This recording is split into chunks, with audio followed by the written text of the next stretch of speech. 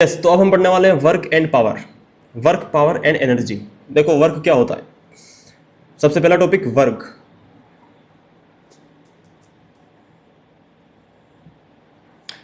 Work क्या होता है कि आपके पास अगर कोई ऑब्जेक्ट है, अगर आप उस ऑब्जेक्ट पे फोर्स लगा रहे हो और वो ऑब्जेक्ट डिस्प्लेस हो जाता है, ठीक है, 1 मीटर 2 मीटर जो भी है, तो आप कहोगे कि आपने वर्क किया ऑब्जेक्ट के ऊपर। आ गया समझ में? यानी वर्क क्या होता है? Work is equal to force into displacement, ठीक है, और इन दोनों के बीच का एंगल थीटा, ठीक है, उसका cosine. So work is equal to force, है ना, एफ डी कोस थीटा, ये ध्यान रखना। अब यहां पर दो केस हो सकते हैं। जब फोर्स और डिस्प्लेसमेंट के बीच का एंगल 0 डिग्री होगा, ठीक है, तो कोस 0 की वैल्यू क्या होती है? 1, यानी वर्क क्या आ जाएगा? फोर्स इंटू डिस्प्लेसमेंट, ठीक है। दूसरा केस, जब थीटा की वैल्यू 90 डिग्री होगी, तो आपको पता है कोस 90 का वैल्यू क्या होता है? 0, तो यहां पर वर्क 0 हो जाएगा, है ना। यस, अब देखो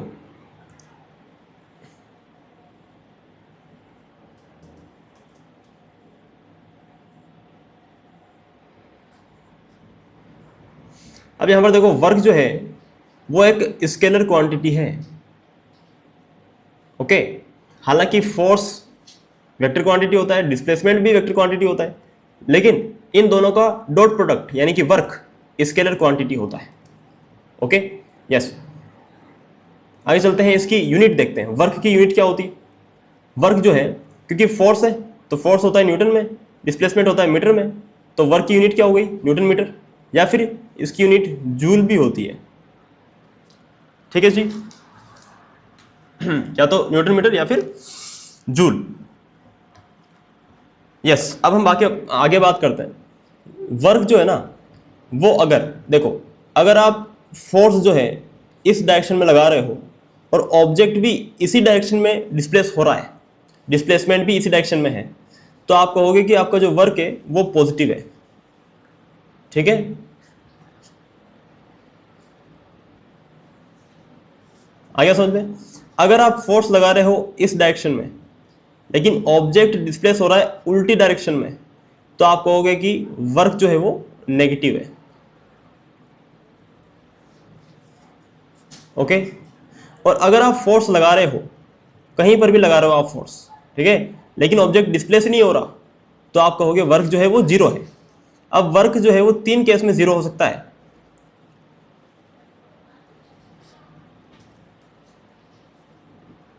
वर्क जो है वो 3 केस में 0 हो सकता है। पहला केस, जब फोर्स 0 हो जाए, ठीक है, तो वर्क 0 हो जाएगा। 0 इंटू 0 सब 0 इंटू सारी चीजें 0 हो जाएगी ना, सिंपल है। दूसरी चीज, जब डिस्प्लेसमेंट 0 हो, ठीक है, और तीसरी चीज, जब theta is equal to 90 degree हो। इन दोनों के बीच का एंगल जो है, ठीक है, तो ये 3 केस होते हैं जहां पर वर्क जो है आपका वो 0 हो सकता है। सिंपल सी बात है। उसके बाद आगे चलते हैं, पॉइंट नंबर 2। वर्क के बाद आता है हमारा energy.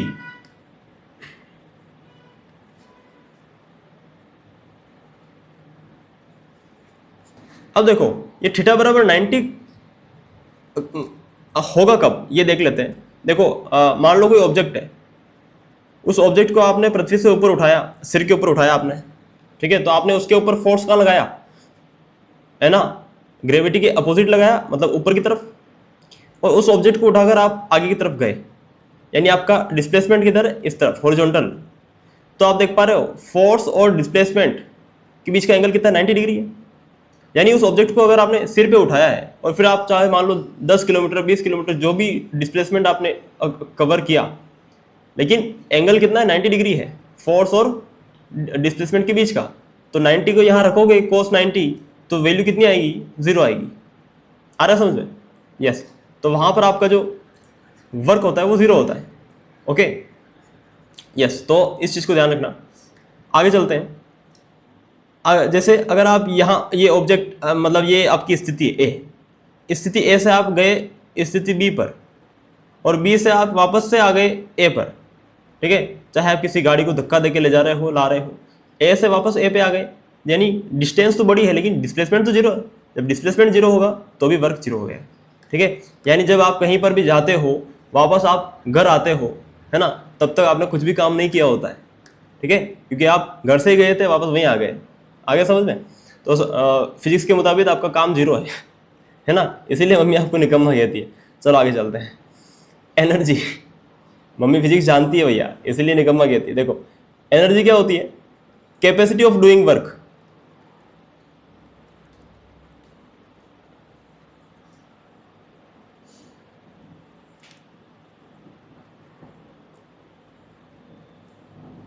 Capacity of doing work is called energy, है ना। यानी अगर आपके पास 1 जूल एनर्जी है तो आप 1 जूल कार्य कर पाएंगे, वर्क कर पाएंगे। आगे समझ में? यानी एनर्जी की जो ऐसा यूनिट होती है वो भी जूल ही होती है, ठीक है। तो बस यही है, इतना ही है। अब एनर्जी के टाइप्स पढ़ेंगे हम,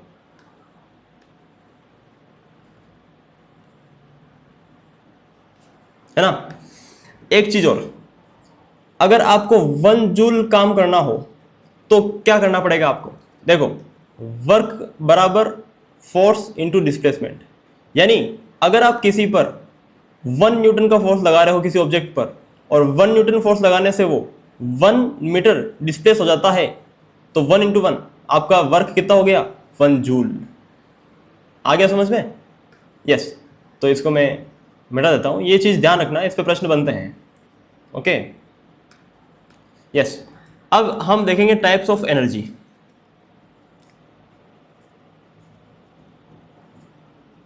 पिछले चैप्टर में हमने देखा साउंड एक टाइप की एनर्जी है ना। उससे पहले हमने शुरुआत में देखा था कि लाइट भी एक एनर्जी होती है, ठीक है, जिसमें कि फोटोन जो होता है वो उसका एनर्जी पार्टिकल होता है। टाइप्स ऑफ एनर्जी,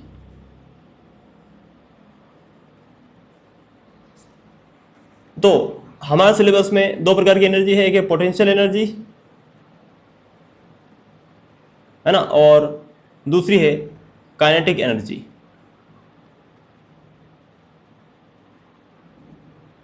अगर आपको याद हो तो मोशन वाले चैप्टर में मैंने आपको बताया था काइनेटिक फ्रिक्शन, बताया था ना। काइनेटिक फ्रिक्शन क्या होता है कि ऑब्जेक्ट और सरफेस के बीच में वो फ्रिक्शन जब ऑब्जेक्ट मूव कर रहा हो, है ना, तो उसी नाम से याद रखो आप, ठीक है, कि काइनेटिक एनर्जी क्या होती है कि energy due to motion of the object. जब ऑब्जेक्ट मूव कर रहा है तो उसके मूवमेंट की वजह से वो जो एनर्जी गेन कर लेता है, दैट इज काइनेटिक एनर्जी कहलाती है, ठीक है। तो काइनेटिक एनर्जी क्या होती है? Energy due to motion of the object.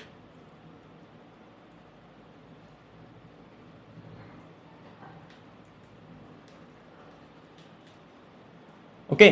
और पोटेंशियल एनर्जी क्या होती है? एनर्जी ड्यू टू शेप, ठीक है, एनर्जी ड्यू टू शेप या फिर कॉन्फ़िगरेशन ऑफ द ऑब्जेक्ट या फिर पोजीशन ऑफ द ऑब्जेक्ट।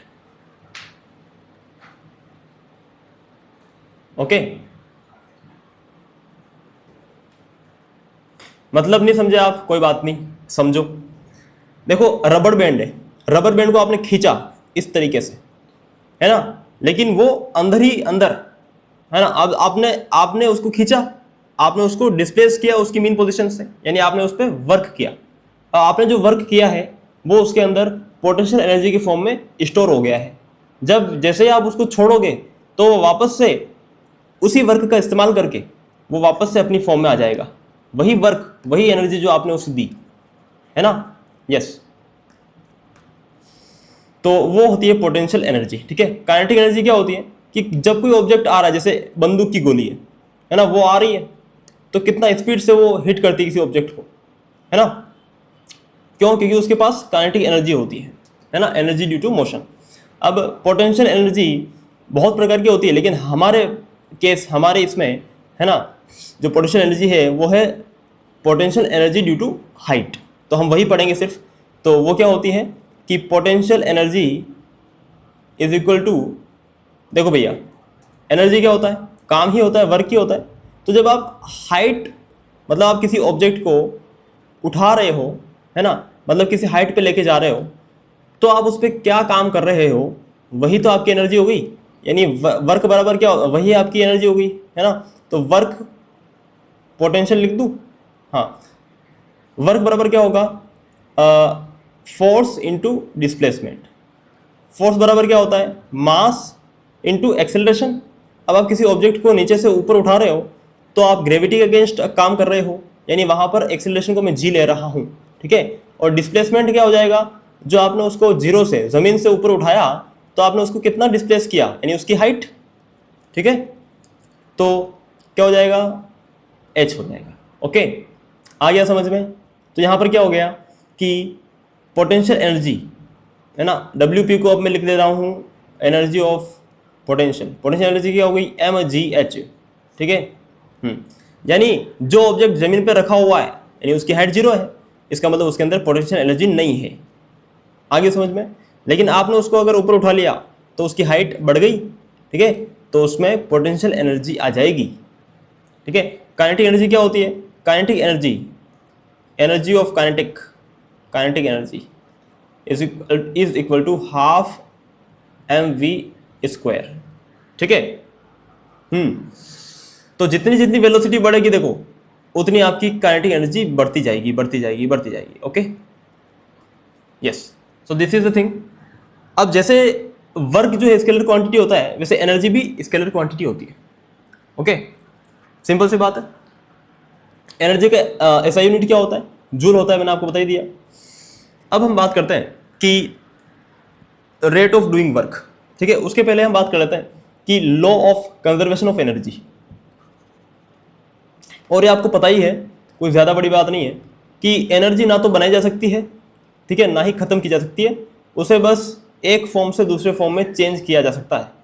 यानी कि टोटल एनर्जी जो है वो हमेशा कांस्टेंट रहती है किसी भी ऑब्जेक्ट की। ओके, तो यही है ना, कि potential energy plus kinetic energy, ये जो टोटल एनर्जी है ना, वो हमेशा कांस्टेंट रहती है किसी भी ऑब्जेक्ट के लिए। ओके, अगर किसी ऑब्जेक्ट की पोटेंशियल एनर्जी बढ़ रही है तो उसकी काइनेटिक एनर्जी अपने आप घट जाएगी, ताकि जो टोटल सम है वो कांस्टेंट रह सके। आया समझ में, है ना। यानी किसी ऑब्जेक्ट को अगर h बराबर जीरो से, यानी जमीन से मैं ऊपर उठा रहा हूं ना, तो उसकी हाइट बढ़ेगी, यानी उसकी पोटेंशियल एनर्जी बढ़ेगी, तो अपने आप उसकी काइनेटिक एनर्जी डिक्रीज हो जाएगी। समझ में आ रहा है, आ रहा है ना समझ में, सिंपल सी बात है, ये हो जाएगा।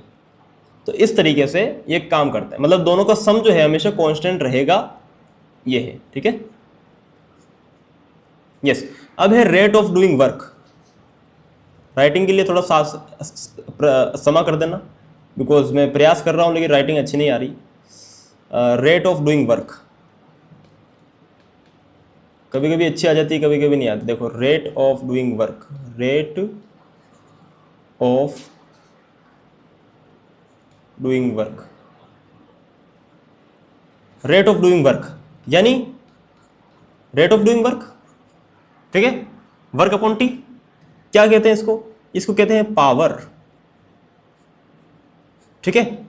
तो पावर क्या कहलाती है, rate of doing work is called power, यानी आप कितने सेकंड में कितने जूल काम कर रहे हो, that is called your power.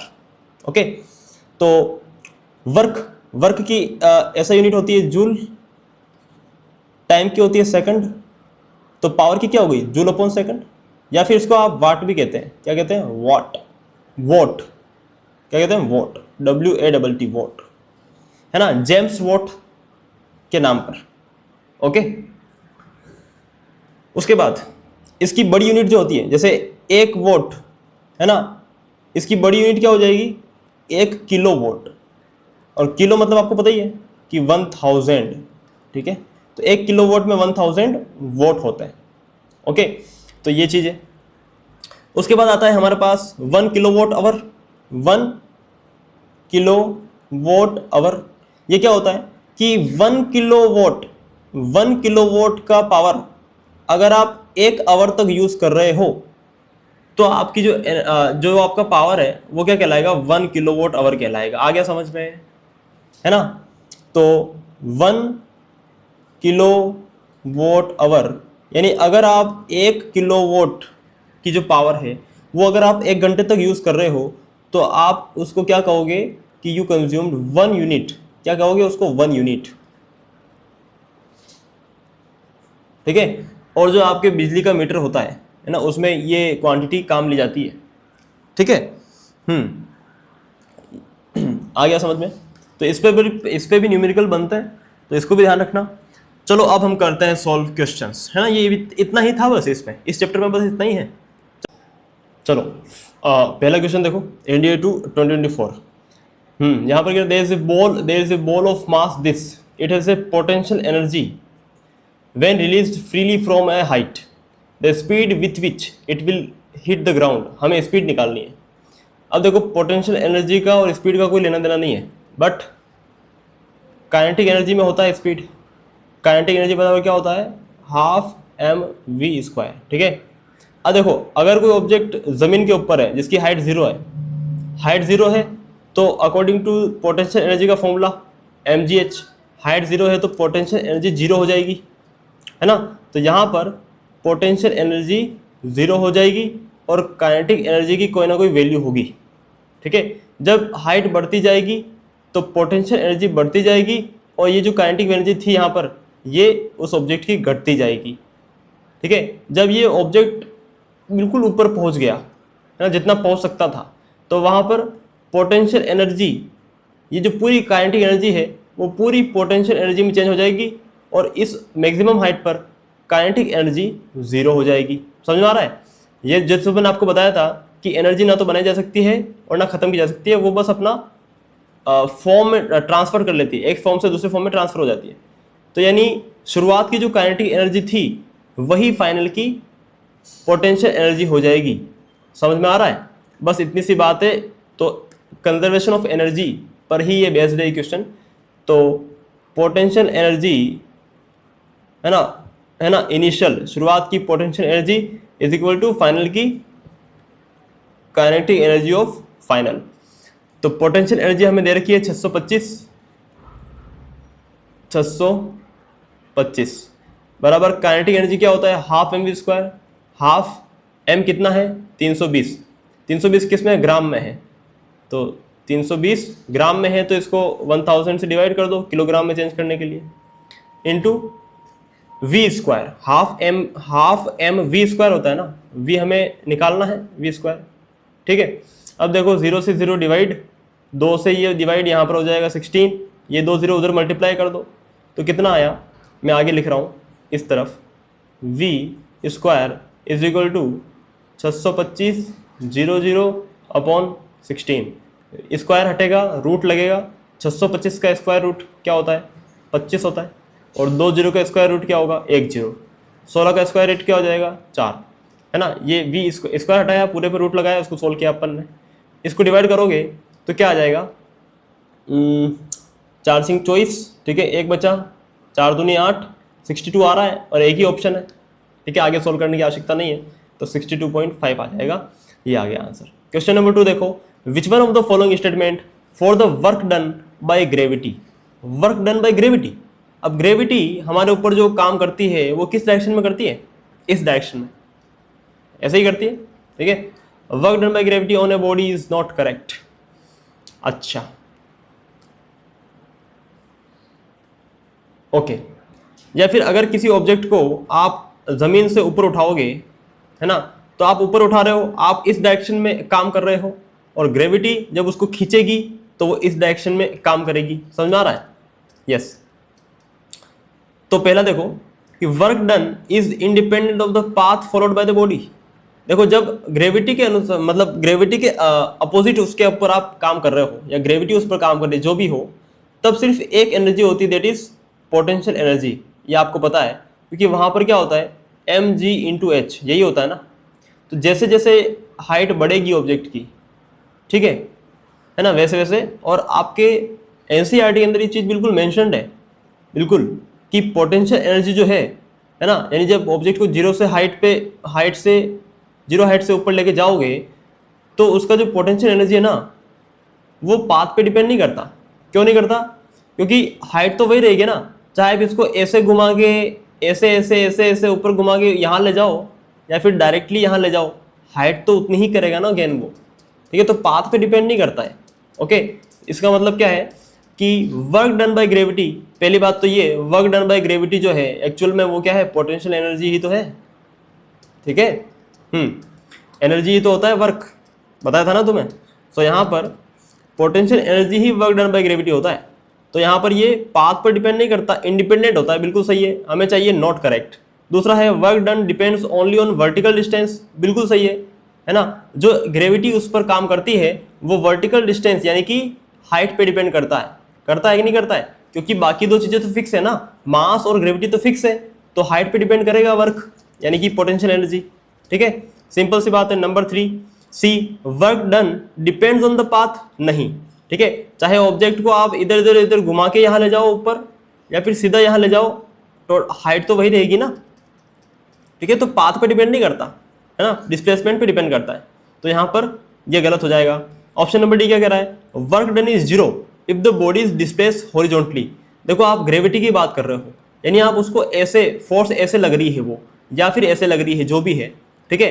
लेकिन आप उसको अगर हॉरिजॉन्टली डिस्प्लेस करोगे यानी इस डायरेक्शन में, तो जो आपकी जो फोर्स है ना, चाहे वो नीचे हो चाहे कहीं भी हो, ठीक है, जो आपकी फोर्स है, फोर्स और आपका डिस्प्लेसमेंट, उन दोनों के बीच का एंगल कितना हो गया 90।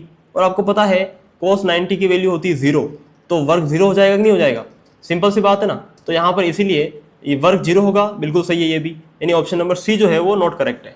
आगे चलते हैं। सपोज एक बॉल है मास m की, है ना, is throne upward from point A, उसको पॉइंट ए से ऊपर की तरफ फेंका गया है, ठीक है। And it reaches up to the highest point B, और ये बी पर पहुंच गई है। And returns back to point A, और वापस से वो जाके वापस लौट आती है। Which one among the following correct, इनमें से कौन सा सही है। काइनेटिक एनर्जी एट ए, यहाँ जो ए पर काइनेटिक एनर्जी होगी वो इक्वल होगी पोटेंशियल एनर्जी एट बी, वही ऊपर जाके पोटेंशियल एनर्जी हो जाएगी, बिल्कुल सही है। अभी तो बताया था यार पहले क्वेश्चन के अंदर, ठीक है, बात खत्म। आगे चलते हैं question number 4।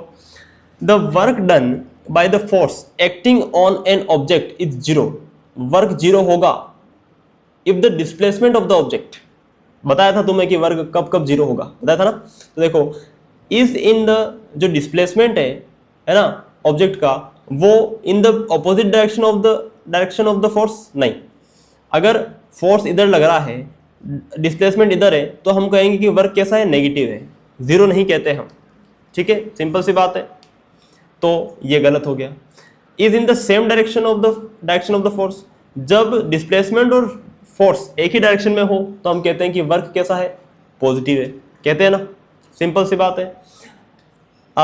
Is in the perpendicular direction of the force, simple सी बात है, खत्म। परपेंडिकुलर देखते ही मैंने लगा दिया टिक कि ओके फोर्स ऐसी है और वर्क डिस्प्लेसमेंट जो है वो परपेंडिकुलर है, यानी 90 डिग्री का एंगल, और cos 90 यानी कि 0, यानी कि वर्क 0 हो जाएगा।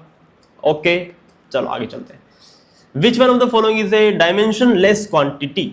देखो डायमेंशन लेस बोला है, डायरेक्शन लेस नहीं बोला है, ध्यान रखना, है ना, डायमेंशन लेस। तो देखो इसको समझने का प्रयास करना।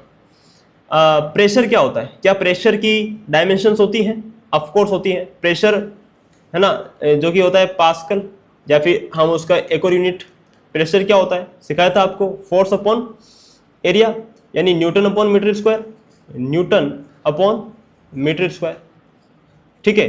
अब ये डायमेंशंस क्या होती है, डायमेंशंस क्या होती है, LMT, लेंथ, मास और टाइम, ठीक है। इन सबको आप लिखते हैं, इसी को कहते हैं हम डायमेंशन। जैसे ये जो आपका प्रेशर है वो क्या हो जाएगा, उसकी डायमेंशन क्या हो जाएगी, देखो भैया, न्यूटन क्या होता है, न्यूटन हमने निकाला था, किलोग्राम, है ना, और क्या था फॉर्मूला, है ना, मुझे याद नहीं है एक्चुअली में, तो कैसे निकालूंगा, मैं भूल गया हूँ, है ना, कैसे निकालूंगा। फोर्स बराबर क्या होता है, फोर्स बराबर होता है मास इंटू एक्सेलरेशन, होता है ना, मास होता है किलोग्राम, एक्सेलरेशन होता है मीटर पर सेकंड स्क्वायर। तो ये आ गया न्यूटन का फॉर्मूला, ठीक है, आ गया। अब यहाँ पर देखो किलोग्राम किस में होगा, ये किसका है, मास का यूनिट है, ठीक है। ये मीटर किसका यूनिट है, मीटर किसका है, तो यहाँ पर लेंथ जो है L वो कितना हो जाएगा, 1 है ना मीटर, तो L1 मास जो है वो कितना है, 1 है, 1। और सेकंड ऊपर जाएगा तो सेकंड की पावर -2, यानी जो आपका टी है वो कितना हो जाएगा, -2। यानी जो आपका न्यूटन है, न्यूटन बराबर क्या है, न्यूटन की जो डायमेंशंस हो गई वो क्या होगी, है ना, L1 M1 T-2, L1 M1 T-2 बन गई यूनिट। इसी प्रकार से अब यहाँ पर देखो न्यूटन का तो ये है, ओके, और हमें चाहिए मीटर स्क्वायर का, तो क्या हो जाएगा, L1 M1 T-2, ये तो पहले से ही है। मीटर स्क्वायर को ऊपर ले जाओगे तो मीटर की पावर -2, यानी कि लेंथ है ना, मीटर किसके लिए, लेंथ के लिए, लेंथ की पावर -2। तो यहाँ पर क्या हो जाएगा, लेंथ की पावर -2, यहाँ पर -2 और +1 कितना हो जाएगा, -1 हो जाएगा। यानी हमारे पास क्या आ गया कि L-1 M1 T-2, ये हो गया हमारे पास प्रेशर का डायमेंशन। ठीक है, इस तरीके से निकालते हैं डायमेंशन। ध्यान रखो, अगर पूछ ले एग्जाम में कि इसकी डायमेंशन बताना, तो है ना, तो हड़बड़ाना नहीं है, आराम से बिल्कुल आराम से निकाल लेना। देखो मैं भी अभी भूल गया था यूनिट, है ना, एक्चुअली मैं नहीं भूला था, लेकिन निकालना सिखा दिया ना, तो वैसे सीखो। ठीक है, रट्टा नहीं है, साइंस है। आपके मार्क्स इसमें फुल आफ्टर फुल आएंगे, है ना, अगर थोड़ा सा कॉमन सेंस इस्तेमाल करोगे और थोड़ा धैर्य रखोगे, धैर्य। चलो, तो ये हो गया प्रेशर की डायमेंशन होती है, बिल्कुल होती है सर। ठीक है, अब बच्चे क्या करते हैं कि मैंने पढ़ा है कि प्रेशर की कोई डायरेक्शन नहीं होती, ये स्केलर क्वांटिटी है, तो वहां जाके इसको देखेंगे ही नहीं और लगा देंगे अरे प्रेशर है भैया, सर ने तो बताया था। मैंने डायरेक्शन का कहा था, डायमेंशन का नहीं कहा था बच्चों। ठीक है, ध्यान रखिए। तो प्रेशर का हमने निकाल लिया, फोर्स का भी हमने निकाला ही था, L1 M1 T-2। ठीक है, प्रेशर का हमने निकाला ही था, L की पावर -1 M1 T-2। ठीक है, स्ट्रेन और स्ट्रेस में क्या डिफरेंस है। स्ट्रेस क्या होता है, जैसे गुब्बारा है, गुब्बारा, ओके, हाँ, या गुब्बारा छोड़ दो, एक तो रबर की बॉल आती है ना, रबर की बॉल, उस रबर की बॉल को जब आप प्रेस करोगे, दबा दोगे उसको एकदम, तो उसके मॉलिक्यूल जो उसके पार्टिकल्स है ना, उनके बीच में एक स्ट्रेस पैदा हो जाएगी जो कि बाहर की तरफ लगेगी, और जैसे आप उस बॉल को छोड़ोगे वो स्ट्रेस उसको वापस से रिशेप कर देगी ना। तो स्ट्रेस वो चीज होती है ना, यानी अपने आप में स्ट्रेस भी क्या है, प्रेशर ही है। तो स्ट्रेस की भी लिमिट्स, जो डायमेंशन है वो वही होगी जो प्रेशर की होती है ना। अब बात करते हैं स्ट्रेन की। स्ट्रेन क्या होता है, स्ट्रेन क्या होता है कि change in dimension of, change in length of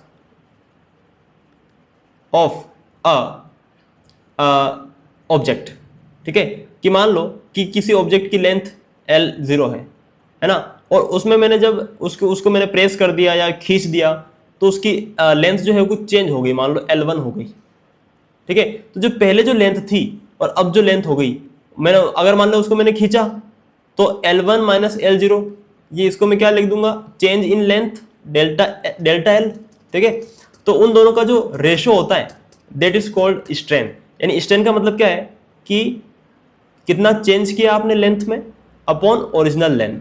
ठीक है, तो ऊपर भी लेंथ है, नीचे भी लेंथ है, यानी मीटर अपॉन मीटर कैंसिल हो जाएगा। जब कैंसिल हो गया तो इसकी कोई यूनिट नहीं होगी, यानी L0 M0 T0।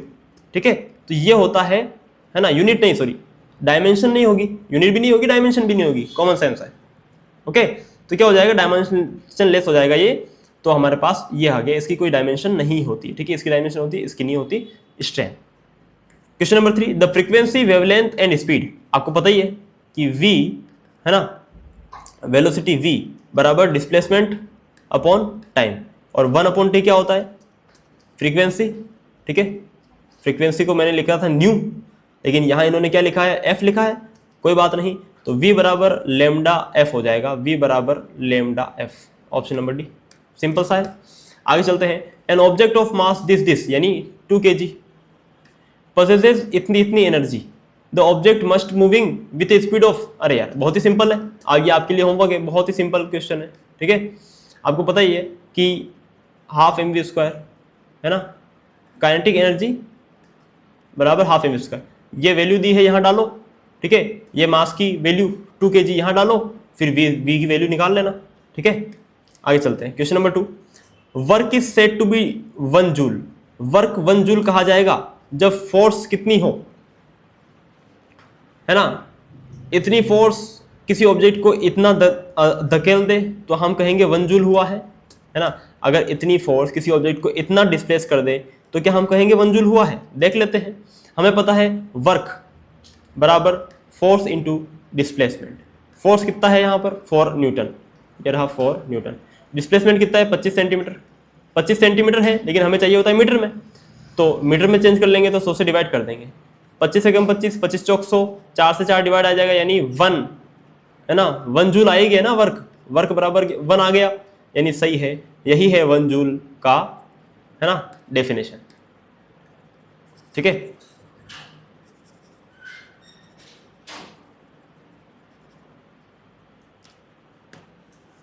चलो एनडीए 2 2020 ये क्या कह रहा है, which one among the following is not the unit of energy. Energy की यूनिट कौन सी नहीं है। अच्छा देखो ये तो अपन ने अभी निकाली थी, किलोग्राम मीटर और सेकंड की पावर -2, सेकंड की पावर 2 किलोग्राम मीटर पर सेकंड स्क्वायर है ना। ये तो फोर्स की यूनिट है ना, न्यूटन की है। तो ठीक है, ये तो अभी अपन ने निकाली थी थोड़ी देर पहले, यानी यही है ना। अब देखो न्यूटन मीटर ये कैसे हो गया, न्यूटन मीटर, न्यूटन यानी फोर्स, मीटर यानी डिस्प्लेसमेंट, और ये क्या होता है वर्क, और वर्क वही होता है जो एनर्जी की, जो वर्क की यूनिट होती है वही एनर्जी की होती है, यानी ये भी एनर्जी की ही यूनिट है। ठीक है, कोई दिक्कत नहीं है। वॉट आवर, अब देखो वॉट किसका होता है पावर का, और आवर किसका होता है टाइम का, है ना। और यही तो होता है W/T, इस T को इधर भेजोगे, W/T क्या होता है पावर होता है ना। तो यहाँ पर वर्क यानी कि एनर्जी की तो है पावर, एनर्जी की तो है यूनिट, वॉट इंटू आवर। ठीक है, सिंपल सी बात है। ये भी है मतलब ये भी है, ये नहीं है। जूल तो वैसे भी है, पता है आपको। When a stone tied to a string is whirled in a circle, एक पत्थर है उसको बांध के और आप सर्कल पे गोल गोल घुमा रहे हो। ठीक है, the work done on it, तो वर्क जो है वो क्या होगा, उसके ऊपर वर्क क्या होगा स्ट्रिंग के द्वारा। तो आपको मैंने बताया था कि जब भी कोई ऑब्जेक्ट राउंड राउंड घूम रहा है सर्कल में, तो उसकी वेलोसिटी जो है, यानी उसका वेलोसिटी जो है वो सर्कल के टेंजेंशियल होता है, यानी इस डायरेक्शन में होता है हर पॉइंट पर। बताया था मैंने आपको ये चीज, है ना। वेलोसिटी इधर है मतलब उसका डिस्प्लेसमेंट भी इधर ही होगा, सिंपल सी बात है। लेकिन उस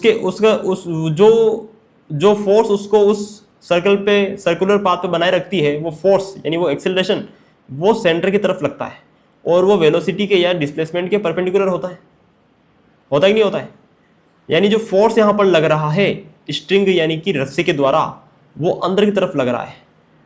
ठीक है, जो कि वेलोसिटी या डिस्प्लेसमेंट के परपेंडिकुलर 90 डिग्री पर है। और जब फोर्स और डिस्प्लेसमेंट 90 डिग्री पर हो, परपेंडिकुलर हो, तो वर्क क्या होगा 0 होगा, क्योंकि cos थीटा 0 हो जाएगा। आगे चलते हैं, question number 2। Assume A does 500 joule of work, मान लो कि ए ने 500 जूल काम किया x मिनट्स के अंदर, बी ने 1000 जूल काम किया 20 मिनट्स के अंदर। If the power delivered by A is इतनी और बी इज इतनी, एंड P1 बराबर 2P2। बहुत सिंपल है, क्या दिया है P1 बराबर 2P2, power of 1, power of 1। Power क्या होता है कि रेट ऑफ डूइंग वर्क, कि इतना वर्क क्या है उसने इतने मिनट में, बराबर 2 इंटू इतना, कि इतना वर्क किया है उसने, है ना 20 मिनट में। तो मैं यहाँ मिनट को सेकंड में चेंज नहीं कर रहा हूँ, क्योंकि यहाँ मिनट है यहाँ मिनट है, दोनों ही कैंसिल हो जाएगा, इसलिए मैं यहाँ चेंज करने की आवश्यकता नहीं है। ओके, अब यहाँ देखो तो 2 0 से 2 0 डिवाइड कर दो। ठीक है, 1 0 से 1 0 डिवाइड कर दो, और क्या करोगे 2 से 2 को डिवाइड कर दो, क्या बचा, x इधर भेजोगे, x = 5 आ जाएगा, यानी कि option number B 5। Question number ये देखो, the minimum power required to lift a mass of इतना kg up to a vertical distance इतना इन 10 सेकंड। पावर चाहिए, पावर। ठीक है, क्वेश्चन को पूरा पढ़ो, हमें चाहिए पावर। पावर बराबर क्या होता है, पावर बराबर क्या होता है वर्क अपॉन टाइम। और यहाँ जब आप ऊपर उठा रहे हो तो आप कौन सा काम कर रहे हो, है पोटेंशियल एनर्जी mgh बढ़ा रहे हो, आप बढ़ा रहे हो नहीं बढ़ा रहे हो, तो यहाँ पर वर्क क्या हो जाएगा पोटेंशियल एनर्जी हो जाएगी। ठीक है, और अपॉन नीचे टाइम तो पता ही आपको। अब देखो मास कितना दिया है 50 kg, kg में ही है, कोई दिक्कत नहीं है। जी की वैल्यू हमें दी है 10, एच हमें दिया है हाइट 8 मीटर, मीटर में ही है ऑफ कोर्स, कोई दिक्कत नहीं। टाइम हमें दिया है 10 सेकंड, 10 से 10 घटा दो, डिवाइड कर दो, 8 पंजे 40, 400 वोट। ओके, आ गया पावर। आगे चलते हैं, क्वेश्चन नंबर दिस। एक 100 वोट का बल्ब है जो कि 10 घंटे तक, हर दिन 10 घंटे यूज होता है। How many units of electrical energy, आपको पता ही है कि, है ना, कितनी यूनिट बनेगी, ठीक है, 3 दिन के अंदर। देख लेते हैं भैया कि 1 किलो वोट आवर। ओके, अब 1 किलो वोट, देखो 100 वोट का बल्ब है और 10 घंटे जलता है, मतलब 10 घंटे जलेगा 100 वोट का बल्ब, तो कितने वोट बनेंगे? 1000 वोट बनेंगे, है ना। आ गया समझ में? 1000 वोट का मतलब क्या हो गया, है ना, इसका मतलब हो गया कि 10 घंटे में वो 1 यूनिट बनाएगा। आया समझ में? 10 घंटे में वो क्या बनाएगा? 1 यूनिट बनाएगा। ओके, यानी एक दिन में 10 घंटे चल रहा है तो एक दिन में 1 यूनिट बन गई, तो 3 दिन में कितनी यूनिट बनेगी? 3 यूनिट। कॉमन सेंस, 3 दिन में 3 unit. Question number, if an object of mass 10 kg is moving with a uniform speed this, then the linear momentum and kinetic energy। देखो यार, मोमेंटम तुम्हें पता है, p is equal to M V. यहाँ पर M भी दिया है और v भी दिया है, निकाल लोगे आराम से, कितना आ जाएगा? 100। ठीक है, यानी 2 ऑप्शन खत्म हो गए। और तुम्हें मैंने ये भी बताया काइनेटिक एनर्जी निकालनी है। काइनेटिक एनर्जी क्या होती है? Half M V square. ठीक है, हाफ एम यानी कि 10, वी स्क्वायर यानी कि 100, डिवाइड कर दो, 2 पंजे 10, 500, 500 जूल। ठीक है, तो ये खत्म हो गया, ऑप्शन नंबर है। इजी है ना। आगे चलते हैं, question number, if the linear momentum of a moving object gets double, momentum double कर दिया जाए, ठीक है भैया, कोई दिक्कत नहीं है। तो एप्लीकेशन ऑफ फोर्स के वजह से अगर मोमेंटम डबल कर दिया जाए तो काइनेटिक एनर्जी क्या हो जाएगी? काइनेटिक एनर्जी क्या हो जाएगी? तो पहले काइनेटिक एनर्जी क्या होगी भैया? यही होगी, हाफ एम वी स्क्वायर। हमें मोमेंटम डबल करना है और हमें पता है कि मोमेंटम बराबर एम वी होता है ना, जो कि यहाँ पर है ही नहीं, यहाँ तो एम वी स्क्वायर है ना। तो मुझे पहले तो यहाँ मोमेंटम बनाना पड़ेगा, इसको मोमेंटम बनाना है तो क्या कर सकता हूँ मैं? देखो, वी तो हटा नहीं सकता, लेकिन मैं एक एम तो दे सकता हूँ ना, एम का डिवाइड कर दूंगा, एम का मल्टीप्लाई कर दूंगा, तो यहाँ पर क्या हो जाएगा? हाफ, है ना, एम वी का होल स्क्वायर हो गया, ठीक है, और अपॉन एम, तो ये हो गया आपका हाफ, और एम वी स्क्वायर यानी पी स्क्वायर, ठीक है, अपॉन एम। आ गया समझ में? तो ये मेरी काइनेटिक एनर्जी आ गई पहले वाली। अभी तक मैंने कुछ किया नहीं है, अब मैंने डबल कुछ नहीं किया मैंने, ठीक है, मैंने सिर्फ वही काइनेटिक एनर्जी लिखी है।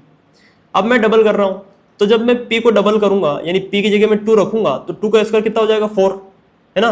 कुल मिला के जब P को मैं 2 करूंगा, ठीक है, तो P का स्क्वायर 4 होगा, यानी यहाँ पर 4 हो जाएगा।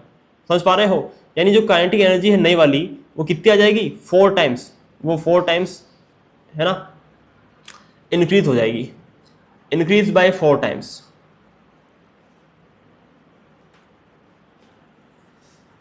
आगे चलते हैं। Object x and y have equal mass, mass equal है, and are moving with speed u and 3u respectively, their kinetic energies are this related as. तो काइनेटिक एनर्जी बतानी है। ऑब्जेक्ट x की जो काइनेटिक एनर्जी हो जाएगी, object x की, वो क्या हो जाएगी? हाफ m, और उसकी वेलोसिटी कितनी है? u, तो हाफ m u स्क्वायर हो जाएगी। ऑब्जेक्ट y जो है उसका क्या हो जाएगी? हाफ m और v स्क्वायर, v कितना है भैया? 3u, तो 3u का स्क्वायर कितना हो जाएगा? 9u square. ठीक है, हमें चाहिए दोनों के बीच में रिलेशन। तो आपको पता है, आपको ऊपर दिखाई दे रहा है कि नहीं दे रहा है? हाफ एम वी स्क्वायर, ये देखो, हाफ m और u स्क्वायर, है ना। हाफ एम वी स्क्वायर की जगह आप क्या रख सकते हो? kx रख सकते हो ना, है कि नहीं? तो यहाँ रख दो हाफ m और u स्क्वायर की जगह क्या रख दो? kx रख दो, तो 9 तो वहीं रह जाएगा ना, तो ये 9, तो क्या आ गया? ky is equal to 9x, ky is equal to 9x, ठीक है, 9kx। Easy. Question number 2, if the linear momentum of a moving object changes by 2 times, its kinetic energy will change. अभी तो सोल्व किया यार, 4। Okay, कितना simple था। Work and power का आपका इतना ही कंसेप्ट था, तो ये आपका क्लियर हो गया है, इसमें कोई दिक्कत नहीं है। ओके, तो अब हम पढ़ते हैं, क्या पढ़े अब हम क्या पढ़े?